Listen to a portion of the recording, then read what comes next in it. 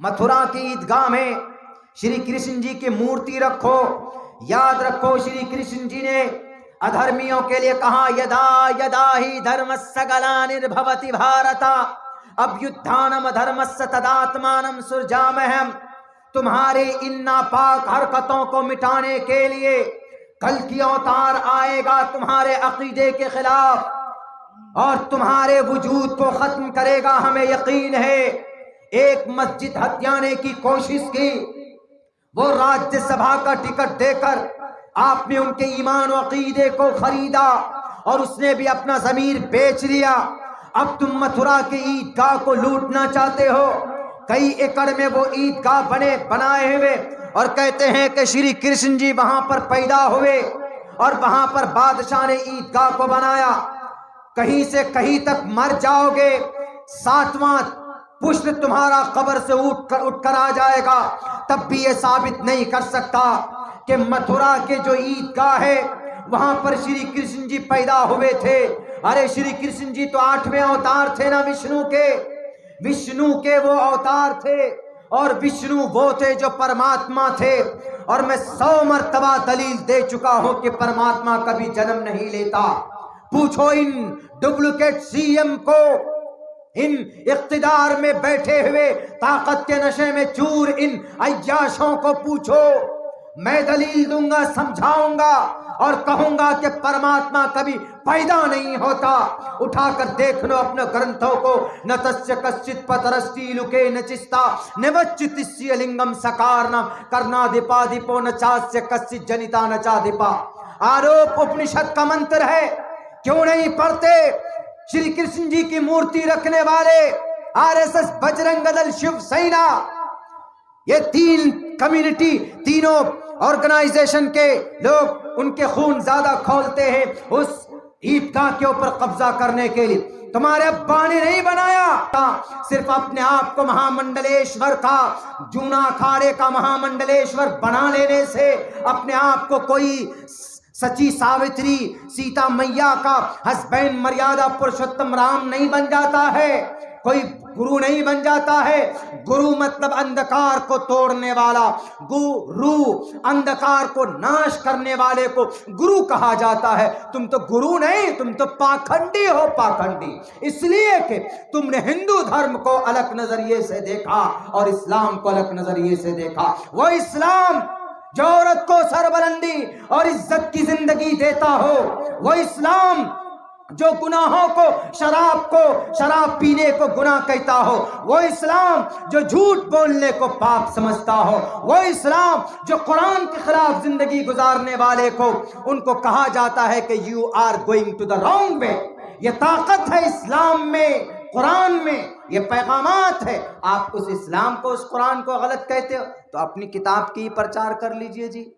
आपकी किताब में जो पैगामात है आप अपनी किताबों का प्रचार कीजिए। मुसलमानों पूरी एक कानून अलग तरीके से बनाने की कोशिश नहीं बल्कि तैयार है। कौन सा? मनुस्मृति लागू होने वाला।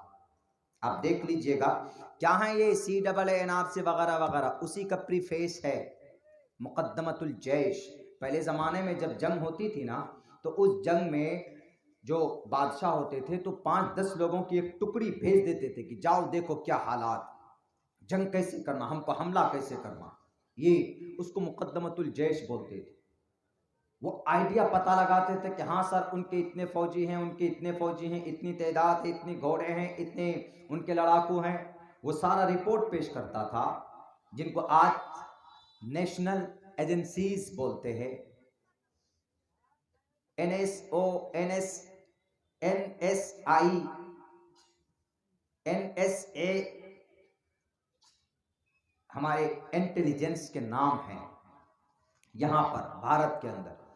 तो वैसी उस जमाने के अंदर में होता था। तो अभी जो तलाक के ऊपर किसी तरह मसल की, जो हनफी मसलक के मानने वाले हैं, उनके नज़दीक ये बहुत बड़ा सरकार ने गलत किया। उनके नज़दीक अलग अलग मकतबे फ़िक्र हैं, लेकिन ये जांचना चाहते हैं कि मुसलमानों की किसी, जैसे CAA सिटीजन अमेंडमेंट एक्ट, इसको लाया, वो देखना चाहते हैं कि आखिर मुसलमान क्या कर सकते हैं। क्योंकि कल चलकर जब मनुस्मृति को लागू किया जाएगा, मनुस्मृति को लागू करने के लिए इनको कोई वो हिमालय पहाड़ नहीं तोड़ना है, बल्कि मनुस्मृति को लागू करने के लिए सिर्फ मेजोरिटी चाहिए लोकसभा में, मेजोरिटी। इस बिल को हम पास करना चाहते हैं।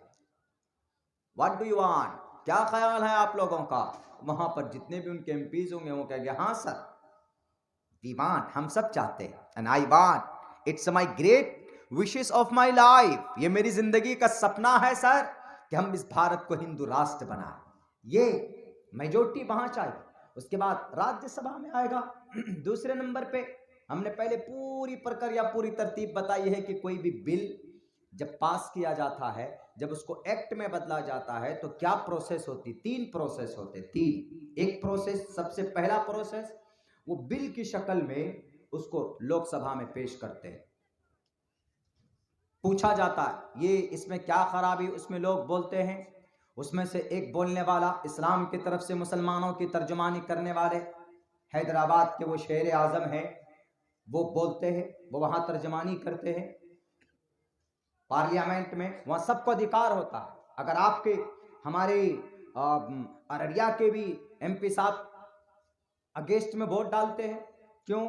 इसलिए कि हिंदू राष्ट्र बनाने वाले की पार्टियों में से वो एमपी जी बने, मेंबर ऑफ पार्लियामेंट, वो उनके अगेंस्ट में वोट डालते हैं।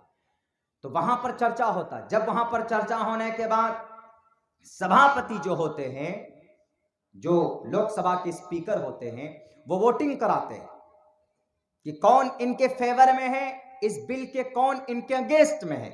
जो फेवर में देखा जाता है, फेवर में कितने जनाब? फेवर में 300। अगेंस्ट में कितने हैं जनाब? अगेंस्ट में कौन हो सकता है?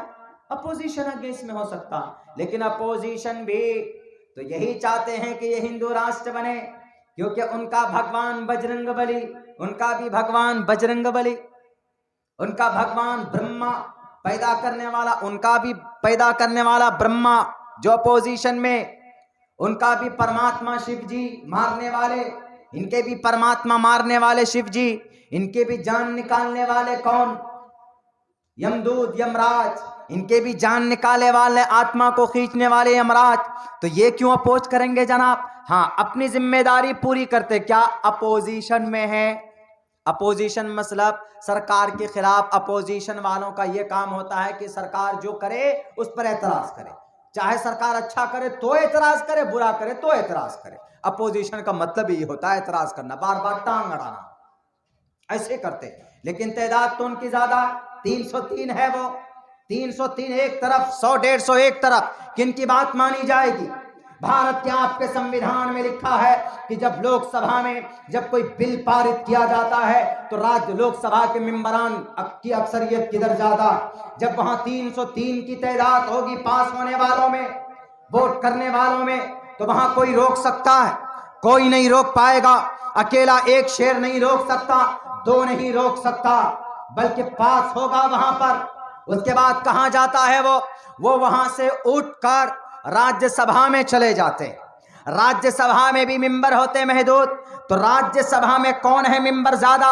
वहां पर मौजूदा हुक्मरान, मौजूदा सरकार के हुक्मरान मेंबर कम है, अपोजिशन के ज्यादा है राज्यसभा में। लेकिन अपोजिशन करते क्या है? अंदर अंदर वो भी यही चाहते कि भैया ये बिल पास होना चाहिए। तो बेहतर तरीका क्या है? राज्यसभा में थोड़े लोग ज्यादा हैं मेंबरान में, तो कुछ को कहते हैं कि भैया तुम बुखार की छुट्टी ले लो, कुछ कहते हैं तुम आओ ही मत सभा में, और जो कुछ आते हैं तो कहते हैं कि तुम वॉक आउट करो।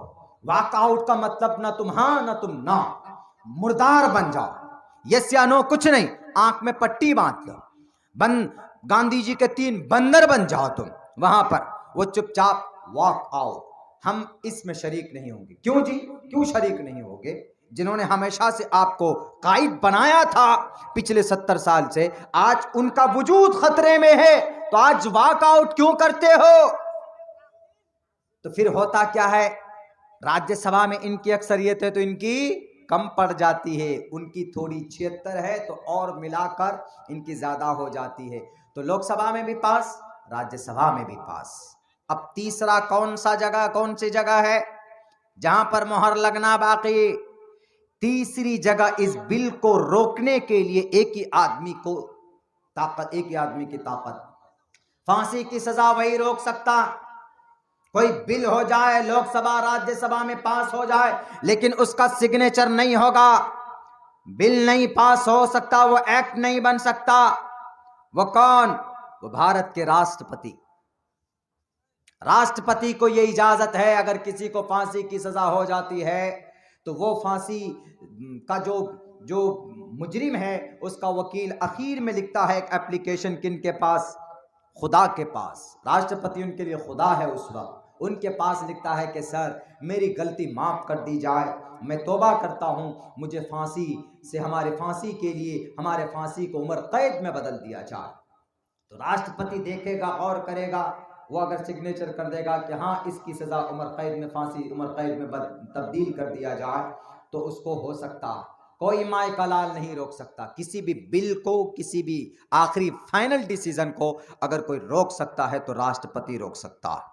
प्रधानमंत्री से ज्यादा जिनको माना जाता है राष्ट्रपति, राष्ट्र के पति हैं वो, रक्षक हैं वो।